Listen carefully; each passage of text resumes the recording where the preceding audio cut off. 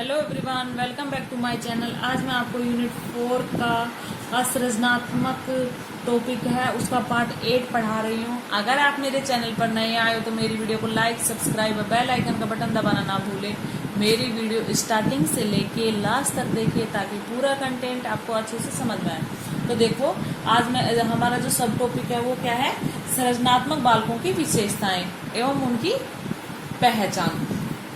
तो क्या होती है, फर्स्ट वन है, इनके विचारों में नवीनता एवं मौलिकता का बोध होता है। जो उनके विचार होते हैं उनमें नवीनता रहती है कि नए नए विचार आते रहते हैं उनमें, और मौलिकता का बोध होता है। सेकंड नंबर है, इनकी बुद्धि लब्धि उच्च होती है। उनकी बुद्धि लब्धि क्या होती है, थोड़ी ऊंच होती है, 90 से 120 तक। दूरदर्शी होते हैं। थर्ड नंबर पे आता है कि वो दूरदृष्टि होते हैं, दूरदृष्टि होते हैं वो। फिर फोर्थ नंबर पे आता है निर्णय करने में सक्षम, वो अपना निर्णय खुद से ले सकते हैं, निर्णय करने में वो सक्षम होते हैं। 5 पे आता है समायोजन करने में सक्षम, वो समायोजन करने में भी सक्षम होते हैं, वो साहसी होते हैं। 7 नंबर पे आता है जोखिम उठाने में सक्षम, वो जोखिम उठाने में भी हमेशा तत्पर रहते हैं, कभी किसी काम से पीछे नहीं हटते हैं। 8 नंबर पे इनके विचारों में स्वाभाविकता झलकती है, उनके विचार होते हैं वो स्वाभाविक होते हैं। 9 पे इनका व्यक्तित्व जटिल होता है।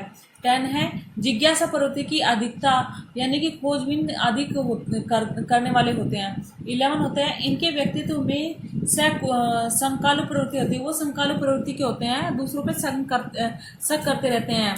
फिर है नंबर 12, इनके द्वारा सामान्य बातों पर भी अधिक ध्यान केंद्रित किया जाता है, इनके द्वारा सामान्य बातों पर भी अधिक ध्यान केंद्रित किया जाता है। नंबर 13 है ये प्रत्येक कार्य में संदेह अधिक रखते हैं, ये प्रत्येक कार्य में क्या है, संदेह अधिक रखते हैं। 14 कल्पनाशीलता को अधिकता होती है। 15 पे है बहिर्मुखी व्यक्तित्व होता है इनका। 16 पे है इनमें संवेदनशीलता अधिक पाई जाती है, ये संवेदनशील होते हैं। नंबर 17 पे है अपने विचारों को ये बालक दबा कर नहीं रख सकते, ये अपने विचारों को क्या है कि प्रकट करते रहते हैं, कभी भी वो दबा कर नहीं रखते हैं। 18 पे है ये गलत बातों का विरोध करने में भी पीछे नहीं रखते हैं, ये गलत बातों का विरोध करने में कभी भी पीछे नहीं होते हैं। 19 नंबर अपने कर्तव्यों एवं अधिकारों के प्रति सजग होते हैं, वो अपने कर्तव्यों और अधिकारों के प्रति क्या रहते हैं, हमेशा सजग रहते हैं। ये बालक दूसरों के सुझावों को स्वीकार करते हैं, ये बालक हमेशा दूसरों के सुझावों को स्वीकार करते था, उनके विरोध का बुरा नहीं मानते हैं। नंबर 21 पे है ये लगनशील एवं परिश्रमी होते हैं। जो सृजनशील बालक होते हैं वो बहुत ही परिश्रमी होते हैं और लगनशील का कोई भी काम बहुत ही अच्छे से करते हैं। सृजनात्मकता के प्रमुख तत्व, इनके तत्व कौन कौन से हो तो देखिए। धारा प्रवाह, धारा प्रवाह से आशी किसी परिस्थिति समस्या के संदर्भ में व्यक्ति द्वारा बिना किसी रुकावट या बाधा के बोलना, यानी कि वो किसी भी कोई भी परिस्थिति उनके सामने हो वो बिना रुकावट के बोल सकते हैं, काम कर सकते हैं, तो धारा प्रवाह है। नोट पॉइंट देखिए, धारा प्रवाह 3 प्रकार की होती है। फर्स्ट है वैचारिक धारा प्रवाह, अपने विचारों को बिना बाधा प्रकट करना। वैचारिक धारा प्रवाह यानी कि वो बिना बाधा के अपने विचार प्रकट कर सकते हैं।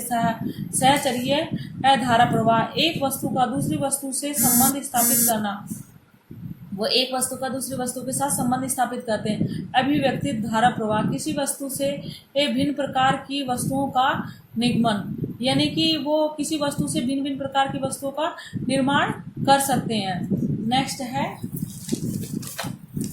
लोचशीलता। लोचशीलता में क्या होता है, देखिए किसी विषय वस्तु की विभिन्न आयामों से प्रकट करना या किसी समस्या का अनेक प्रकार का समाधान करना लोचशीलता कहलाती है। दूसरे विचारों में हम कह सकते हैं अपने विचारों को अपनी इच्छा अनुसार परिवर्तित करने की प्रक्रिया लोचशीलता कहलाती है, यानी कि कोई भी विचार हो उसे अपनी इच्छा के अनुसार जैसे तुम चाहो वैसे उसे प्रकट करना लोचशीलता कहलाती है। मौलिकता, सृजनात्मकता में एक नवीन वस्तु का निर्माण होता है परंतु उसके मौलिक गुण नष्ट नहीं होते हैं, क्योंकि सृजनशीलता एक मौलिक चिंतन है।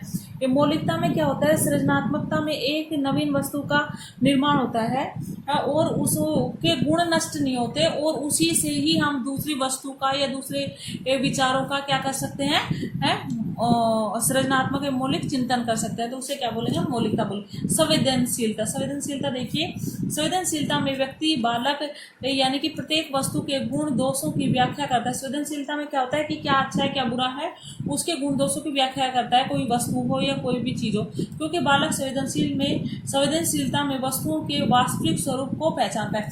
इसमें क्या करता है बच्चा, वो बालक होता है वो उसकी वास्तविकता क्या है उस चीज को पहचानता है।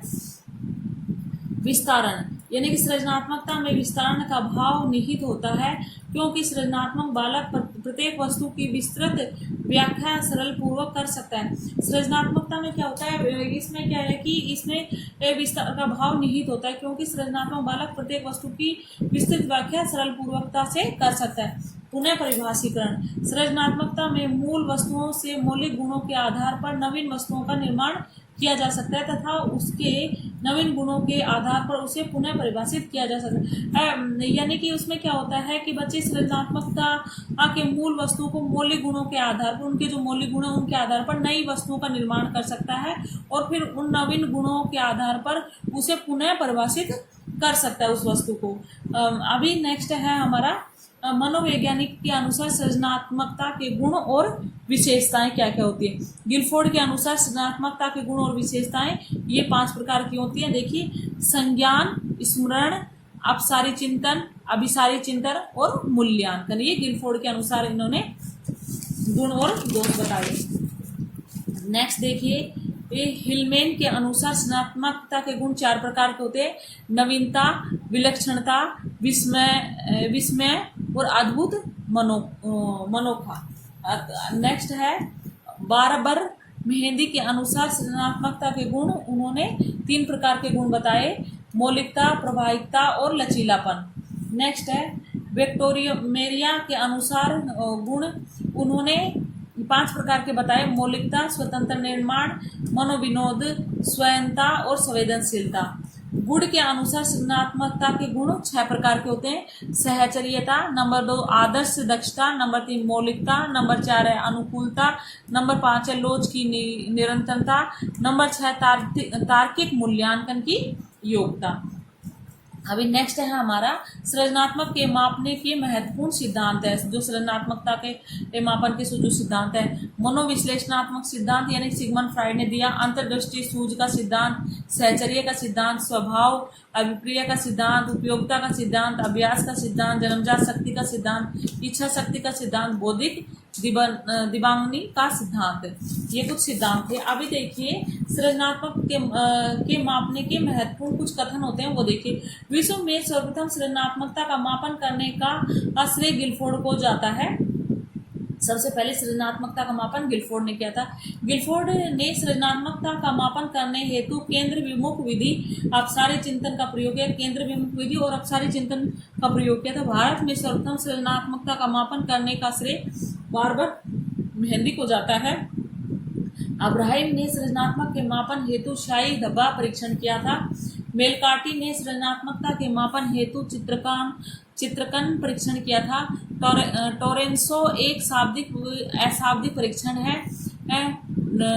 टोलोच व कोंगान ने संबंध विधि का प्रयोग किया था। मार्के ने निरीक्षण विधि का प्रयोग किया। मिनेसोटा एक अशाब्दिक परीक्षण है। अभी नोट पॉइंट है, ये देखिए। सृजनात्मकता में मौलिक, प्रभाविकता, लचीलापन एवं विस्तार का मापन किया जाता है। इसमें तार्किकता का मापन नहीं होता। इसमें विस्तारता का मापन होता है सृजनात्मकता में, लेकिन तार्किकता का मापन नहीं किया जाता है इसमें। Thank you.